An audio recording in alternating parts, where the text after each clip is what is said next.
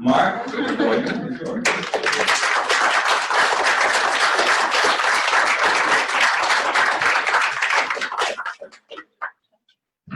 Good evening. We've had a pretty intense regulatory conversation, and so I've been asked to provide an inspirational conclusion to today.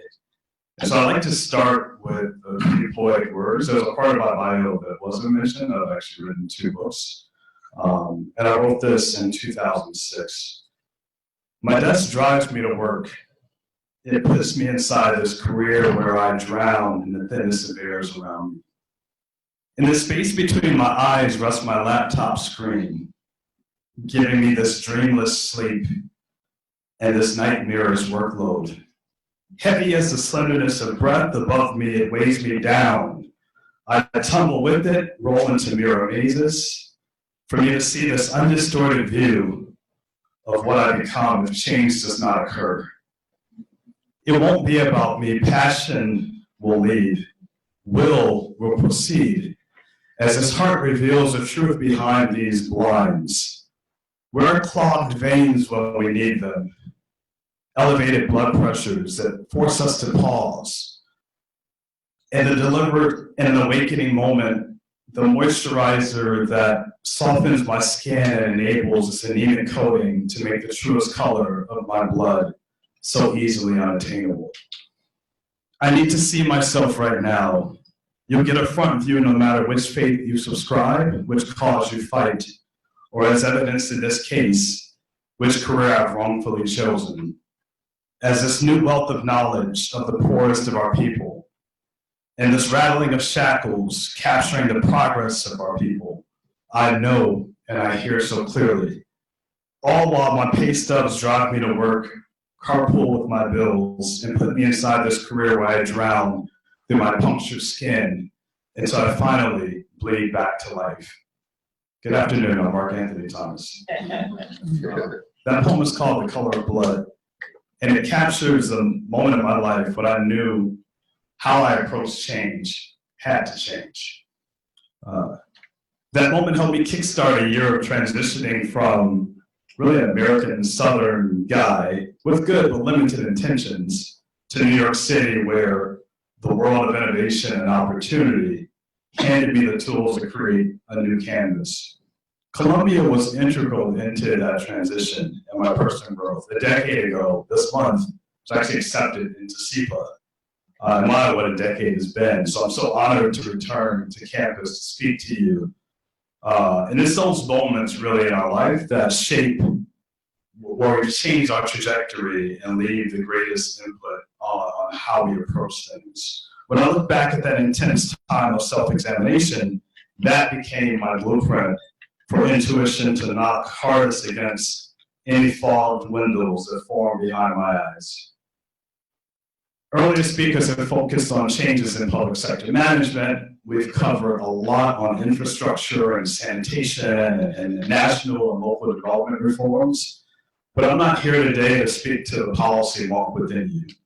Trust me, I would love to delve deep into my experiences driving operational improvements across the public sector and innovation within government and journalism.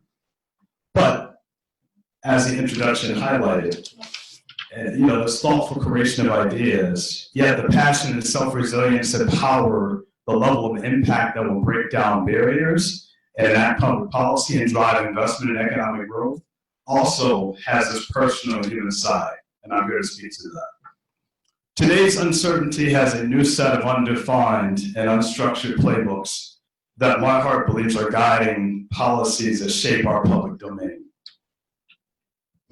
I ask that you embrace me speaking directly to that, and speaking also to the broader access to information on public policy and how to stay the course and be resilient in this new world order. When you live on an urban city block, like the majority of the world's population does, you can see where today's uncertainties has a columnist of activists holding their megaphones with fear up high. You can feel how the once and a century heat stroke have become a permanent feint of radiation.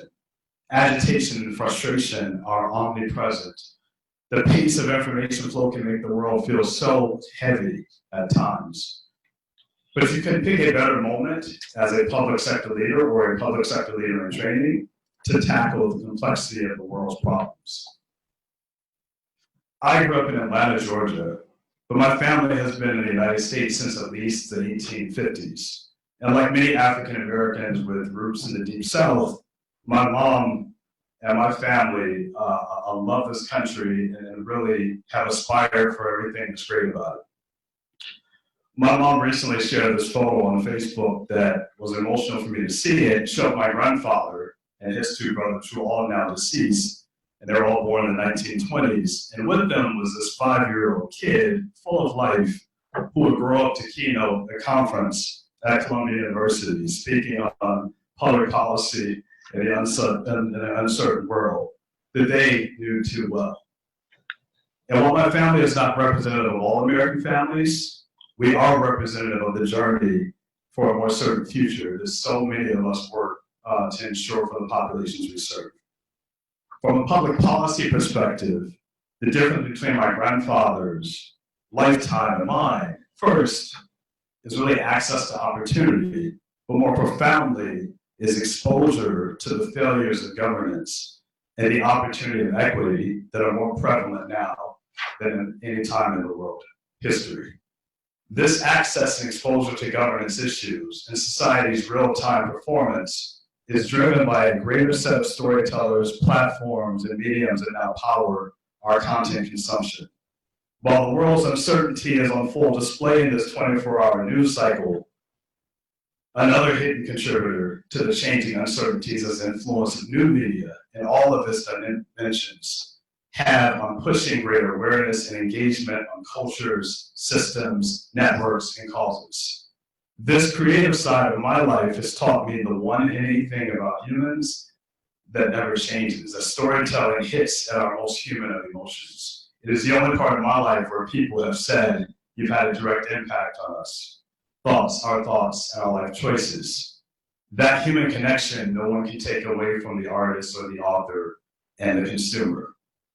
In journalism or any in-depth research, a lot that was presented here today, you can speak directly to the hearts and minds of your readers. In fact-based, compelling, relatable connections can cause mindsets to shift that elevate all types of public policies. As a lifetime champion of this, and there's a lot of good work out there, it pleases me on the progress we've made in this area.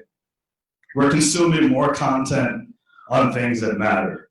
We can all point to research, films, documentaries, songs, photography, dance, video shorts, museum exhibits, and poetry that are capturing the pulse of how people feel and shifting our view on equality, on climate, on human rights, more so than any public policy speech can. And this creativity and the influence it has on the social issues that still hurt our world have made it now where humanizing the work we do is more important than ever. When you see the light, it's so hard to stay in the darkness. And we have an entire nation, we have an entire world of nations and segments of the population that are stepping into the light for the first time. I want you to hold on to that thought and really think about what that now means. This means our institutions that serve these segments and the populations that are now coming into the light have to function less like political institutions. And this goes against the way that we structure our political institutions. We all have days where we want to declare a state of emergency and loosen the rules that inhibit that progress that we want. We look at our systems, our institutions, and stare at red tape and bureaucracy's rigid terrain with great fear and a mixed bag of trust. Some days the outdatedness of our systems feel like these self-imposed punishments. But change has a new currency, which is talent, which is why it's important for you all to stay the course. On the contrasting side of the greater access to governance and the performance of our public systems is accelerating pace and accessibility innovation. Even SEPA has evolved so much in a decade since I was admitted as a student. And so I'm fortunate now to work daily to make New York City this place where immigrants and dreamers alike leave uncertain places that have built one of the world's greatest urban economies to really shape this place to be an even greater place. Cities are grappling with challenges that are tied to their popularity and their importance. Creative spirits are burgeoning from neighborhood innovation labs to accelerating and fostering growth across the new economy in every facet of our urban ecosystem. This flow of information between us on cities and urbanism has never been more profound. Mexico City can learn lessons from Paris, Montreal, and Berlin. Bogota can be inspired to enact changes seen in Sao Paulo, Shanghai, and Miami. It's an exciting world right now, even when it's uncertain. And so I want to leave you with a greater awareness of this human ambition against the backdrop of our aged governance systems. This creates many internal conflicts.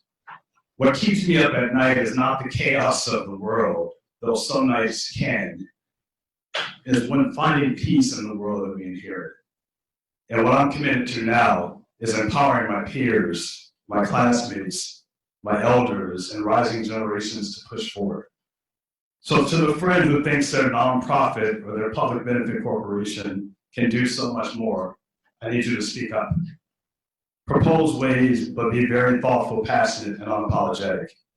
To the artist whose daily grind has caused writer's block, give us frustration in art. It makes some of the greatest works. To the significant others, exhausted by the constant encouragement to reach higher, it comes from a good place. They're only making sure that you're not climbing fragile rocks below a bridge to nowhere. To the investors looking for the next big market opportunity, impact and sustainability are the world's most underinvested areas. To the overqualified who believes they're ready to lead, it's your time when you're ready for it. Take that opportunity. And we'll support you in making sure your cause takes your work to the next level. Thank you so much. I appreciate this opportunity.